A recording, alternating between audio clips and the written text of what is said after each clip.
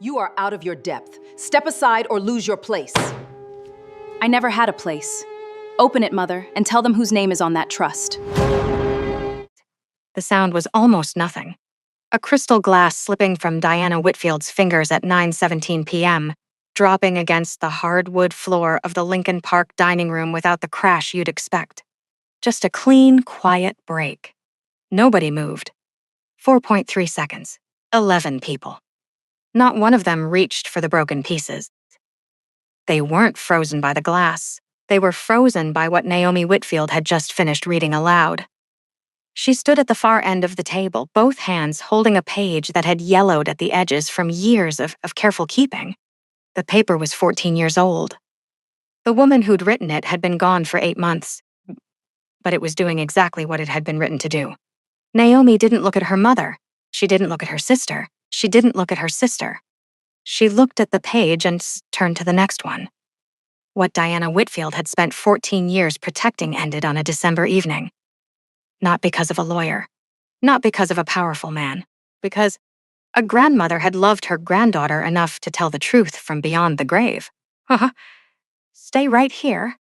Because what happened at that dinner table on December 24th changed everything. And I mean everything. For every person in that house. If you're new to this channel, hit subscribe before this story goes any further. We tell stories every week that stay with you, long after the last word.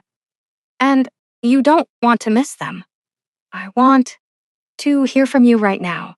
Drop a comment and tell me where in the world you're watching from and what time it is there. Every single week, people listen from every corner of the globe, and I read every comment. This is a story about a woman, a man who stood beside her when no one else would, and a grandmother who spent 14 years making sure the truth would survive. Let's begin. Naomi Whitfield had spent 30 years learning how to take up less space, not the physical kind. She was 5'8", and she'd stopped apologizing for that at 22. But the other kind, the kind measured in how loud you laugh, how much you want, how clearly you say what you mean when someone you love is in the room, that she had always carefully managed. She learned it young. She was 9, the first time she understood that something about her was being quietly compared to something about Jade. Her aunt had reached out at a family gathering, taken Jade's face in both hands, and said, not unkindly, which was somehow the worst part, "Look at this one. Light and bright and beautiful." Nobody said anything. Her father found something interesting on the opposite wall. Her mother smiled the way she always smiled when a comment floated into the room that she didn't want to catch. And Naomi, standing 3 feet away, learned something without being taught it directly. Some things about you will be loved easily. Other things will have to justify themselves. Know the difference early. Adjust accordingly. She had no name for it at 9. Her body remembered anyway. What she did with that knowledge was this. She found architecture. At 13, she discovered that a building couldn't be compared to another building in the same casual, offhand way it could be done with daughters. A building either stood or it didn't. A room either worked or it didn't. The structural logic of a space was answerable to physics and human need, not to someone else's idea of what deserved value. She spent every afternoon drawing floor plans in the margins of her notebooks, rooms that belonged to no one yet, rooms that couldn't be taken. Bauk. By 30, she was a senior architect at Halcyon Design Group on the 31st floor of a building. She had helped redesign 3 years earlier. The position had taken 11 years, 2 student loan refinancing agreements, and more early mornings than she could accurately count. She had built it herself, entirely. That mattered. Sung-Ho Kang had never been late to anything in his adult life. It wasn't politeness. People who knew him only as the CEO of Kang Capital Group, a private equity firm valued at $2.7 billion, assumed it was professional discipline. The natural habit of a man who controlled enough to have standards. It was something older than that. When Sung-Ho was 14, his father had made a decision about his future in a room Sung-Ho hadn't been invited into yet. By the time he walked through the door, it was already settled. He was to be the heir. He was to be trained accordingly. He was not asked whether this was what he wanted. Because in the world his father had built, that question was considered a distraction. Sung-ho had learned, over the following 19 years, to always arrive before the door closed. Being early was the only form of control he had trusted for a long time. They had met 19 months ago at an urban development conference at the Chicago Architecture Center. Naomi was presenting a community impact review. A real estate developer 3 seats to Sung-ho's left had just finished a proposal for a mixed-use South Side tower. 72 units, rooftop amenity deck, ground floor retail. Profitable, efficient. Technically within every zoning guideline. Naomi called it financially optimized and humanly irresponsible, in front of 200 people, without raising her voice. The developer's face went through several colors. The room held its breath. People glanced sideways at each other, waiting for the retreat. The softening, the professional cushion women in rooms like that were expected to produce on demand. She didn't produce it. She stood exactly as she had been standing, explained her point with 3 specific citations, sat back down. Sung-ho watched the way she didn't brace for impact after the fact. No tight jaw, no quick scan of the room to measure the damage. She had said a true thing, and that was the end of its obligation to her. He thought, this is someone who knows exactly who she is. He waited until the networking reception to introduce himself, found her near the window with a glass of water looking out at the Chicago River. Told her without preamble that her critique had been correct. She looked at him for a long moment. I know, she said. That was the beginning. 6 months into the relationship, he asked her something no one in her 30 years had asked with any genuine interest in the answer. They were sitting in his car after a dinner that had run 2 hours longer than planned, neither of them ready to end the conversation. He turned to her and said, What do you want? Not tonight. Not this week. What do you actually want? She didn't answer right away. She looked out the window long enough that a different kind of man might have moved on. He didn't move on. He waited. Not impatiently, not as performance, just the way someone waits for something they actually intend to hear, she told him. All of it. The building in Bronzeville she'd been designing in her head for 4 years. The community center that didn't exist yet, the specific quality of light she wanted in the east-facing rooms. He listened to every word. She had been engaged to him for 6 months and 3 days when Diana Whitfield called on a Tuesday afternoon in early December and invited them both to Christmas Eve dinner at the Lincoln Park House. Just family, Diana said. Nothing formal. Naomi held the phone for a moment after the call ended. Sung-ho was watching her from across the kitchen. She's never invited me before, he said. Not an accusation, an observation. I know. Do you want to go?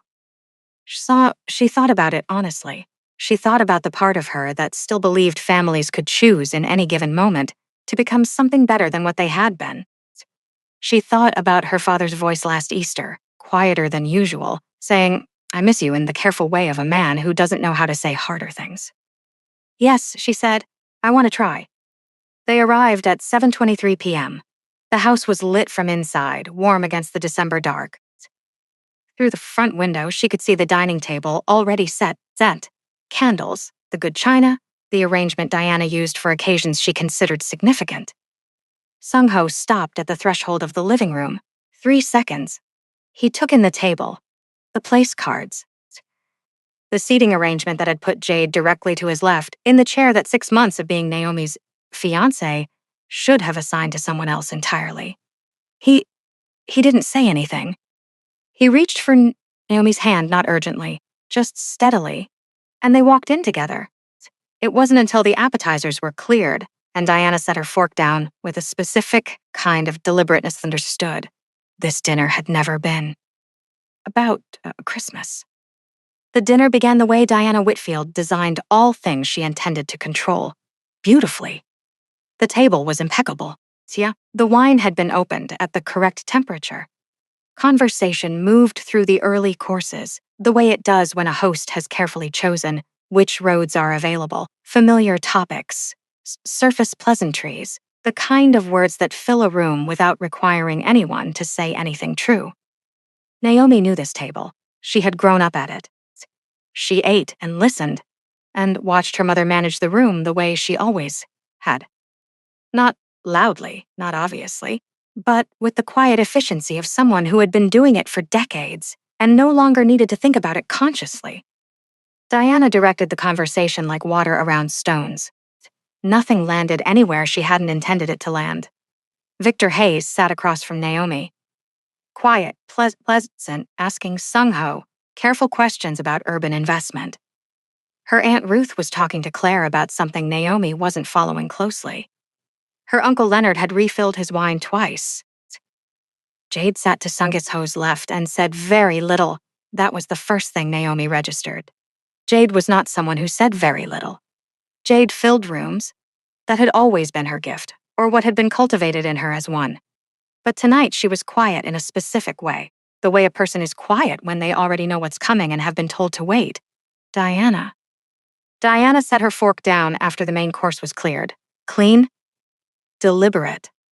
The sound of it against the china was small, but it was the kind of small that pulls everyone's attention without appearing to try. I want to talk about something important, Diana said. Not a question. Not a request. An announcement. Naomi set down her wine glass. This family has always put family first. Diana's voice was measured, warm in the specific way of someone who has rehearsed warmth, and sometimes that means making difficult choices. Choices that benefit everyone, even when they're not easy in the short term. She looked at Naomi. Sung-ho is a remarkable man. Anyone can see that. A pause, just long enough. And Jade has known him longer than you realize. They have a connection that, I think, if given proper space, could become something significant, something that would be good for everyone involved. The table went still, not dramatically, just still. Naomi counted 3 seconds before anyone breathed differently. What I'm asking, Diana continued, her voice staying warm, staying measured, staying everything it had been rehearsed to stay, is for you to consider stepping back, for the family. For Jade. Naomi looked at her mother, then at Jade. Jade's hands were folded in her lap. Her expression was soft, slightly pained, the practiced look of someone who hated to be the cause of difficulty. But her eyes weren't surprised. Her eyes were waiting. Naomi had seen that expression before. She just hadn't known what to call it until now.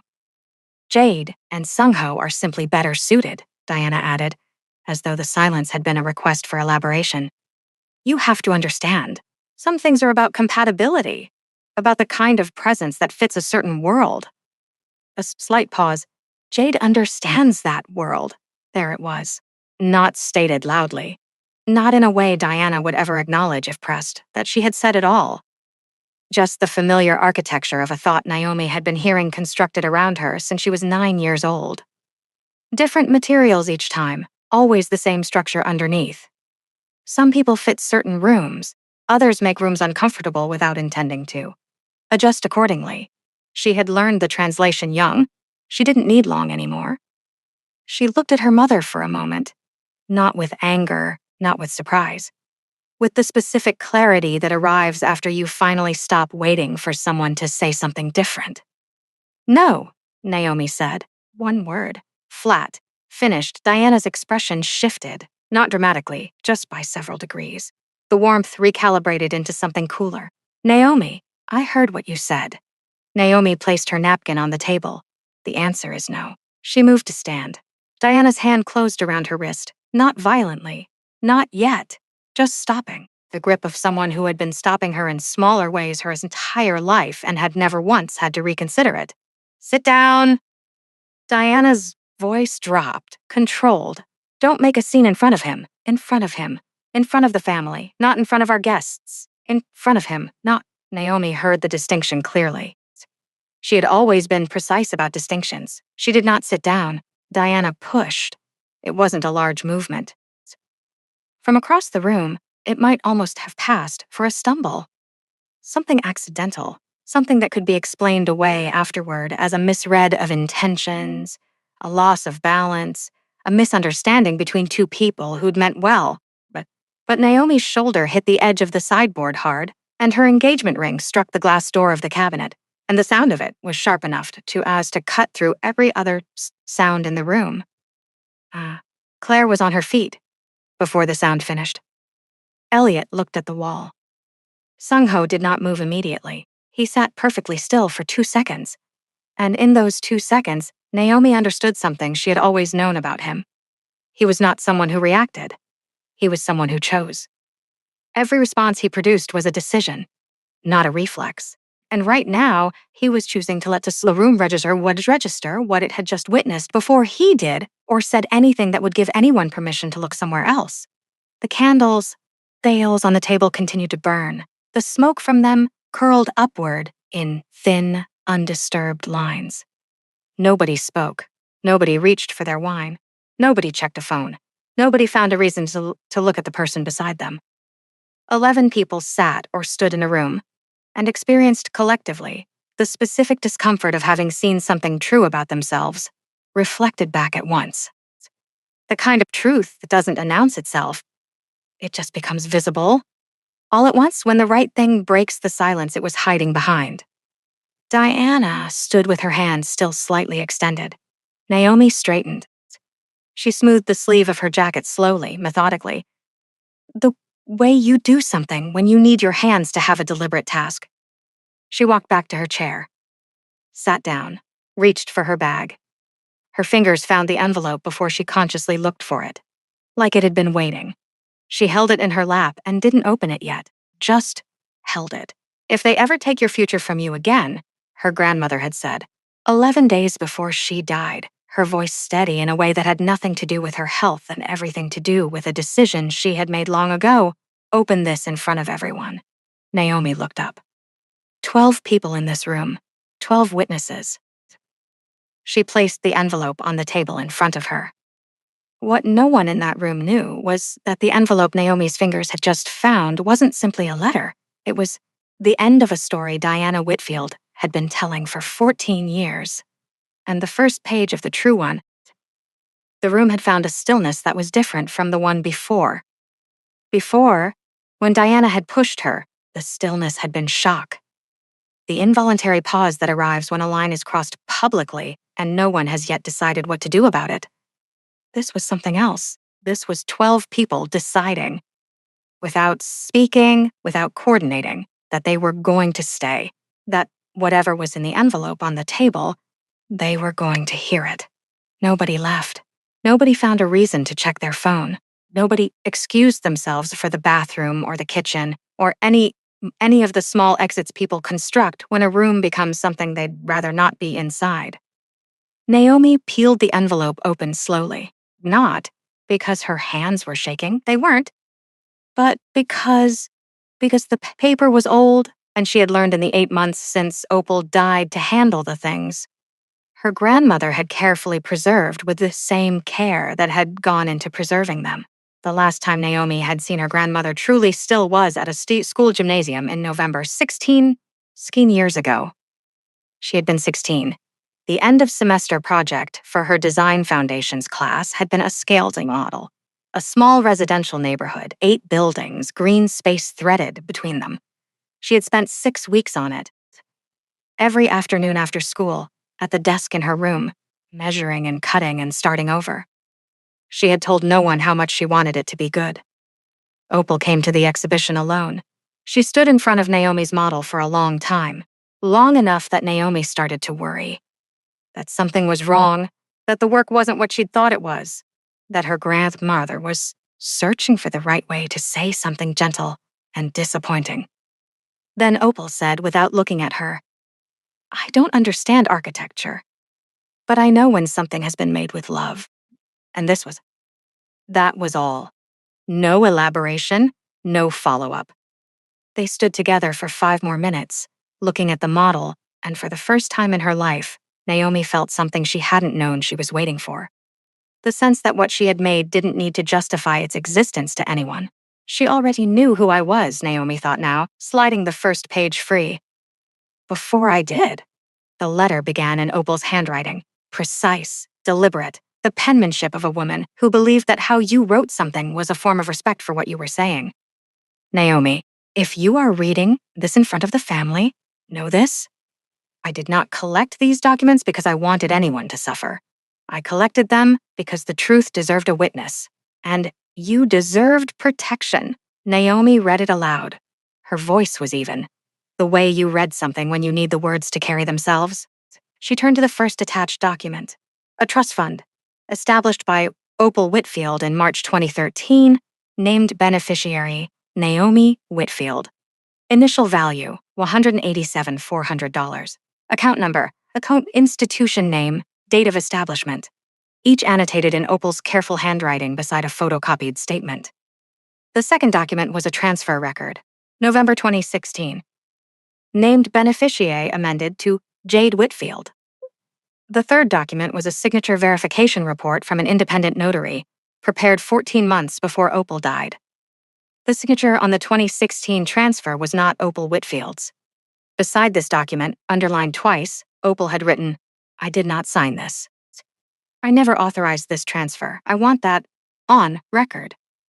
The room absorbed it the way a body absorbs cold water. Not immediately, but in the seconds after contact, when the temperature finally registers fully. Diana said nothing. Jade looked at her hands. Elliot's jaw moved, as though he had started a sentence, and then, as he had done for most of his life, decided not to finish it. Naomi waited the appropriate length of time. Then she turned to the second page. She found the line halfway down.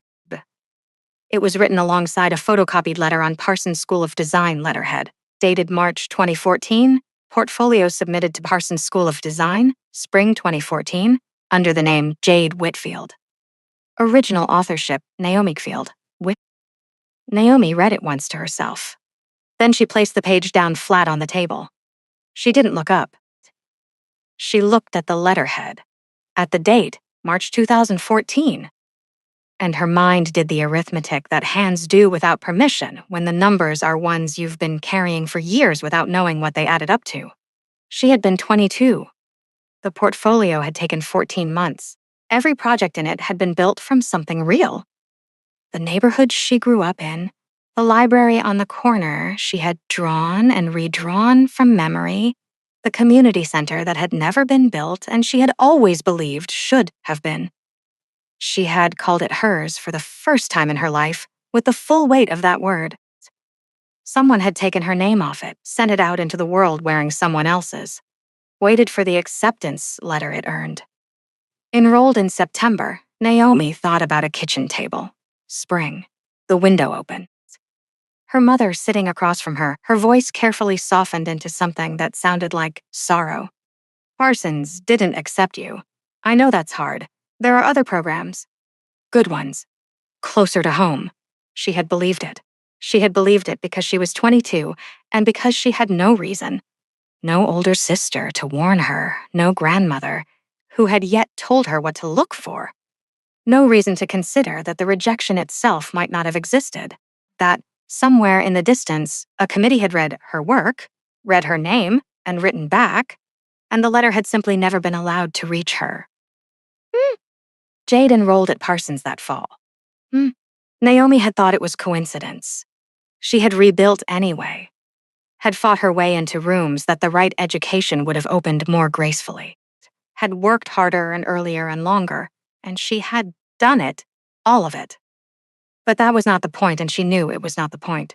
The point was 14 months of work given another person's name. The point was being 22, at a kitchen table, in the spring, believing your mother. 16 years. Diana's crystal glass slipped from her fingers. It landed on the hardwood floor the same way it had at the start of the evening. No dramatic crash, no explosion of sound. Just a clean, quiet break, the same note, a different meaning. Nobody reached for the pieces. The candles had not gone out. The table had not moved, physically. The room was exactly as it had been 30 seconds ago. But the woman who had spent 30 years learning to take up less space had just run out of reasons to keep doing it. And every person in that room felt the shift before she said another word. The door from the hallway opened at 9:34 p.m. Victor Hayes entered without knocking. Because he had been waiting in the front sitting room for 47 minutes, and the only person in the house who knew he was there had just finished reading the last page aloud. He was 61, gray, at the temples, darks, Suit, briefcase worn at the corners in the way of something that had been carried through many difficult rooms and was not troubled by one more. He crossed to the table, set the briefcase flat, opened it without rushing, and looked around at the 11 faces watching him. I'm Victor Hayes. Opal Whitfield was my client for 22 years. She asked me to be here tonight. He sat. He opened the first folder. He moved through the information the way Opal had always moved through difficult things. Without urgency, without performance, as though the truth had its own weight, and that weight deserved careful handling. Trust fund principal, $187,400, established March 2013. Recalculated at standard investment growth rates over 10 years, 341,880. Applicable categories under Illinois state law: forgery, financial misappropriation, transfer of assets under fraudulent authorization. These are not accusations, Victor said, closing the second folder. These are classifications. What they become, a civil proceeding, a private settlement, or nothing at all, depends on decisions made tonight and in the coming weeks. Opal's intention was not punishment. Her intention was that Naomi have the protection of knowing what she is legally owed, and documentation sufficient to act on it. He placed both hands flat on the table. Nobody spoke. Then Diana spoke. She turned towards Sung-ho. The movement was subtle, posture adjusting, voice recalibrating, but Naomi had watched that particular shift her entire life. It was Diana's instinctive reorientation toward the most powerful person in a room. Automatic. Lifelong. She had done it without thinking at every family dinner, every difficult conversation, every moment when the room needed to be managed back into something she could control. You're a reasonable man, Diana said. You understand complicated families, history. I'm asking you, as someone who cares about Naomi, to help us resolve this privately. The way family matters should be resolved. Sung-ho looked at her. He was quiet long enough that the silence had texture. Then he stood. I've known about Victor Hayes for 3 months, he said. Opal's attorney contacted me after she passed. I was asked to review the documentation. He looked at Diana without heat, without performance. I said yes, and then I waited. A pause.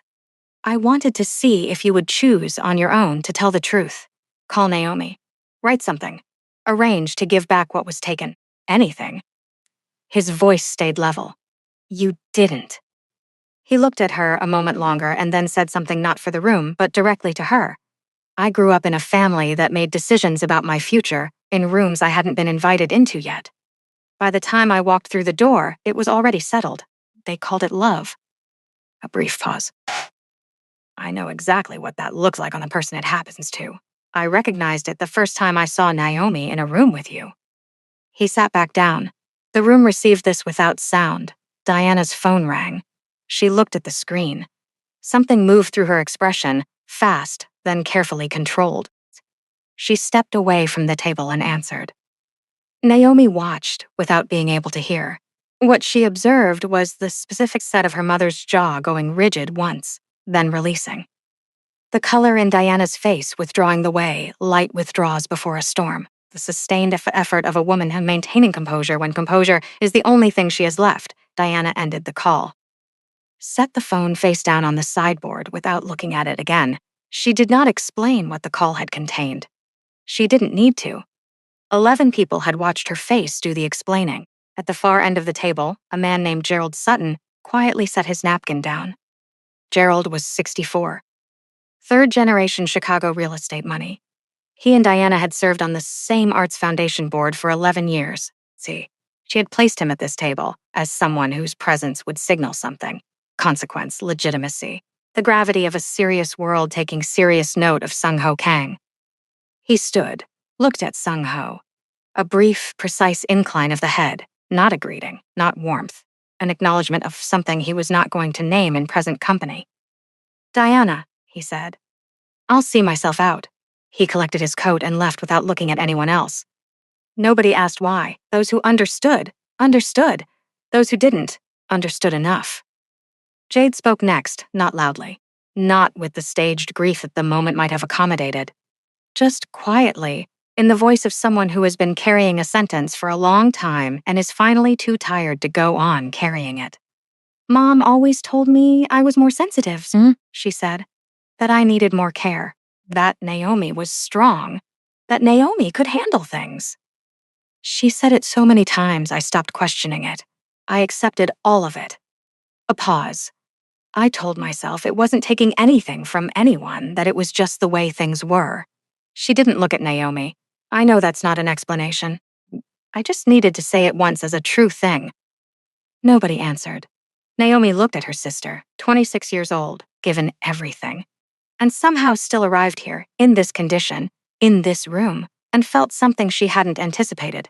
Not forgiveness, not warmth. Something closer to exhaustion, and beneath the exhaustion, a kind of understanding. Diana had not only withheld from Naomi, she had built Jade into someone who could not stand without support and called that construction love. 2 daughters, 2 different kinds of damage. Elliot stood last. He did not look at Diana. He did not look at Jade or at the table or at the middle distance where people look when they are about to say something they are not quite ready to complete. He looked at Naomi. "You don't have to forgive me tonight," he said.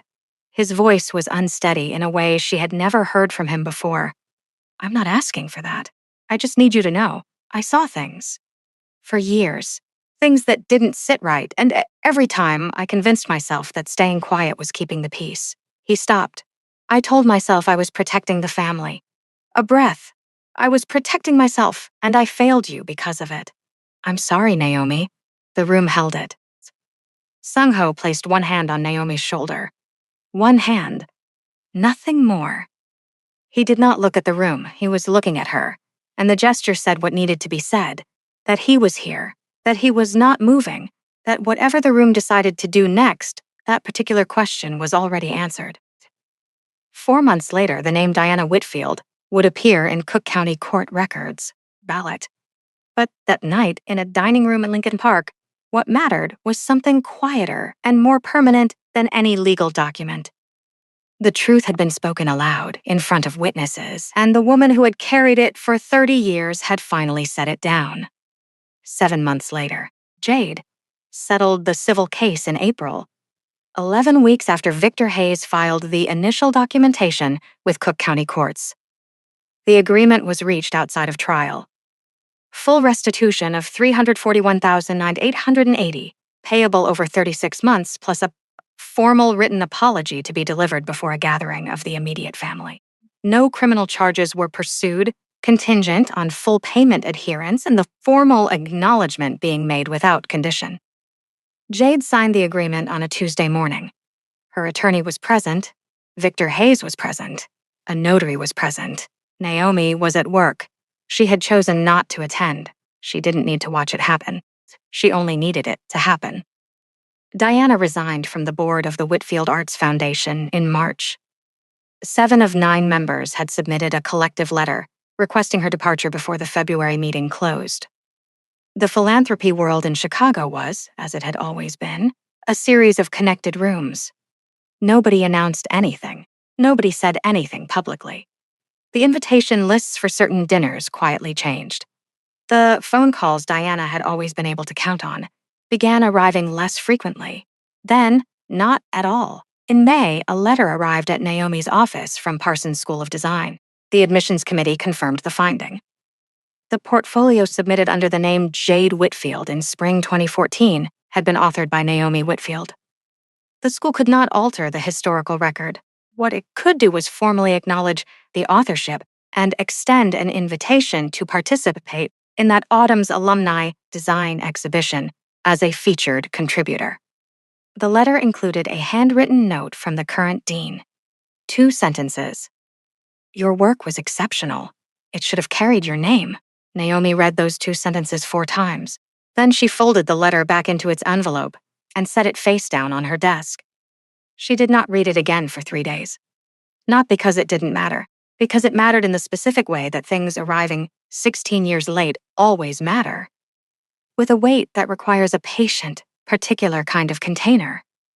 Elliot did not ask for forgiveness. He showed up.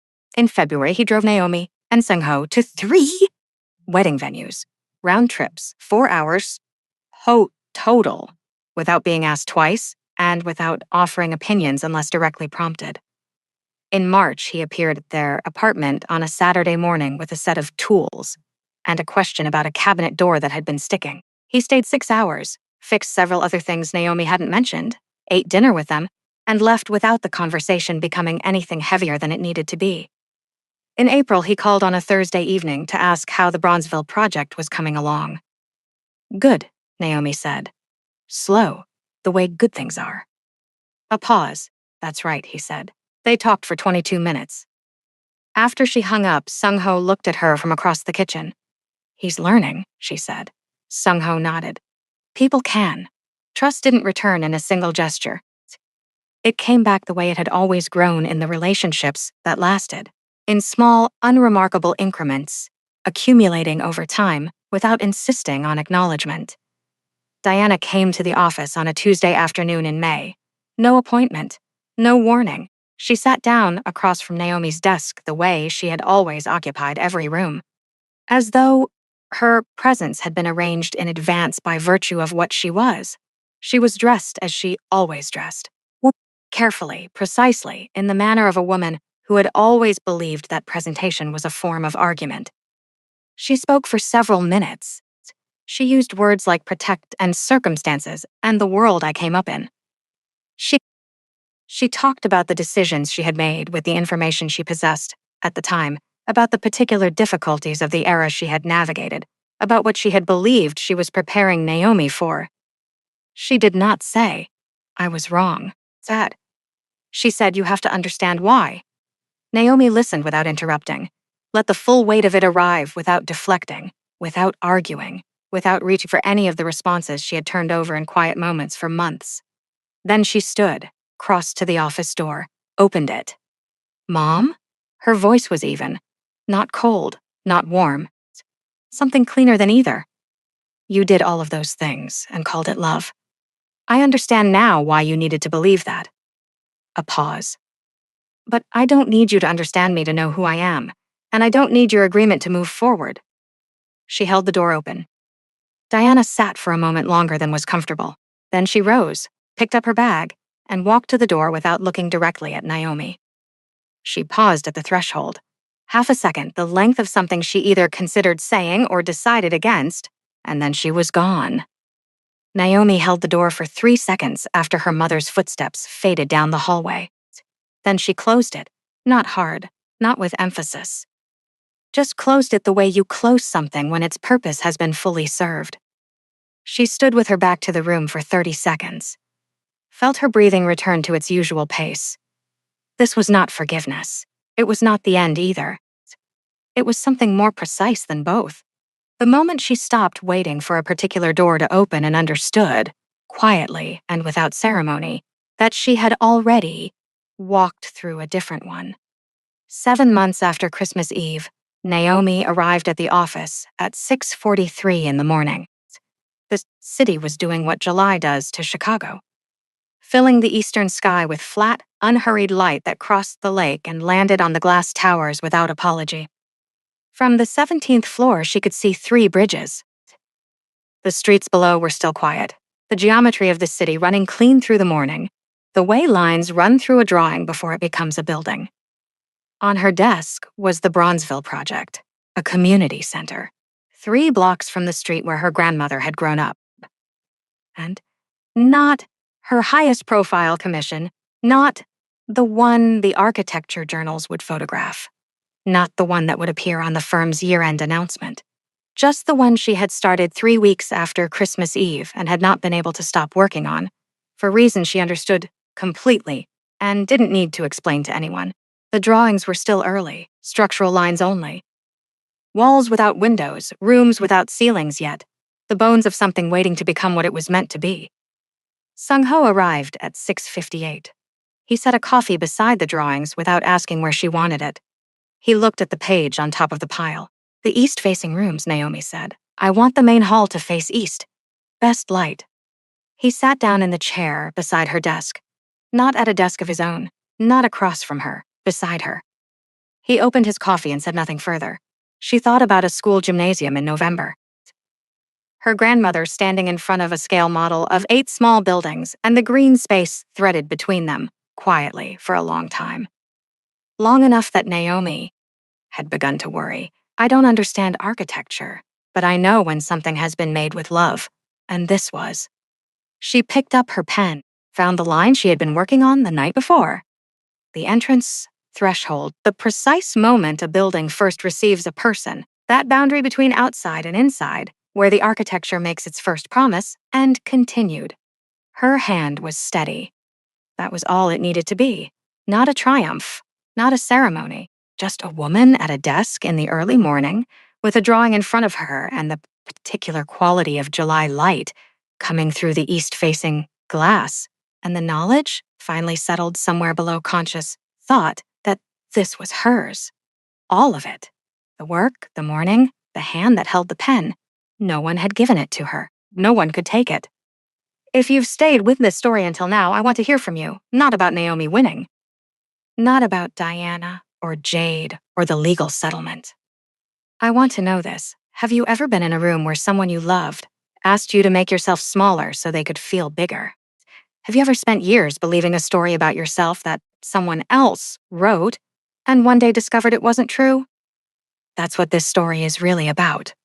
Not the trust fund, not the portfolio, not the powerful man in the room. It's about a woman who learned, slowly, painfully, with help from a grandmother who loved her enough to plan 14 years ahead, that the truth about who you are doesn't require anyone else's signature to be valid. Drop a comment and tell me where in the world you're listening from and what time it is there. I read every single one. Tell me what part of this story stayed with you. Tell me what you would have done in Naomi's place. And if someone in your life has ever been that person, the one who saw you clearly when no one else did, who quietly prepared for a day you didn't know was coming, share this story for them. Like this video if Naomi's story meant something to you. Subscribe so you don't miss what's coming next. Every week, stories like this one's about ordinary people, extraordinary courage, and the kind of truth that survives everything thrown at it. Thank you for being here.